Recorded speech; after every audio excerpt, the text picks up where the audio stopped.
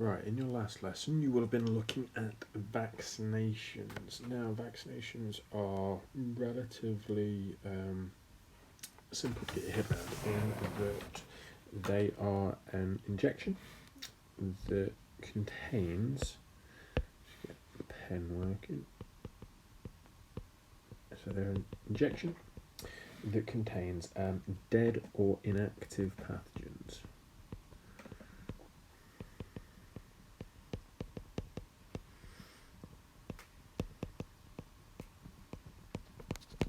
Now, the main reason why they contain dead or inactive pathogens is, as you know from the last lesson, pathogens all have specific antigens on their surface that cause your white blood cells to produce antibodies. So, even though the injected form is dead or inactive, there are still antigens on the surface of the pathogens. So, it allows the body to create an immune response. In other words, learn to produce the specific antibodies that are needed to attach to those antigens, but because it's dead or inactive, it doesn't have a negative effect on the body. So once the body has learned how to do that, as we've said before, it keeps a memory of that response, which allows it to develop immunity. So when the same pathogen but alive and kicking enters your body next time, the immune system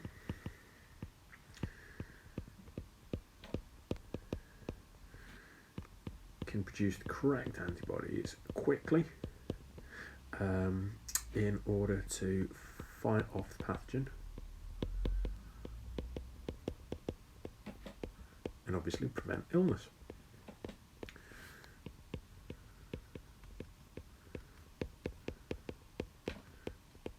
Now, you might be expected to be able to recall certain things about vaccines in terms of positives and negatives, and so one of them is the positive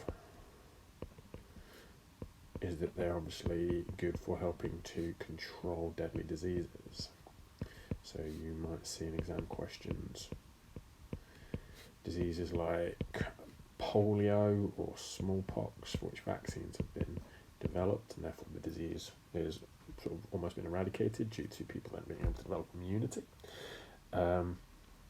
And also, another positive is that obviously epidemics can be prevented when large percentages of the population have received a vaccination. Whereas negatives, they don't work 100% of the time. The vast majority of the time they do, but it's not necessarily guaranteed. And also, some people can have reactions to the vaccine that can obviously have negative health consequences, but these are often very rare.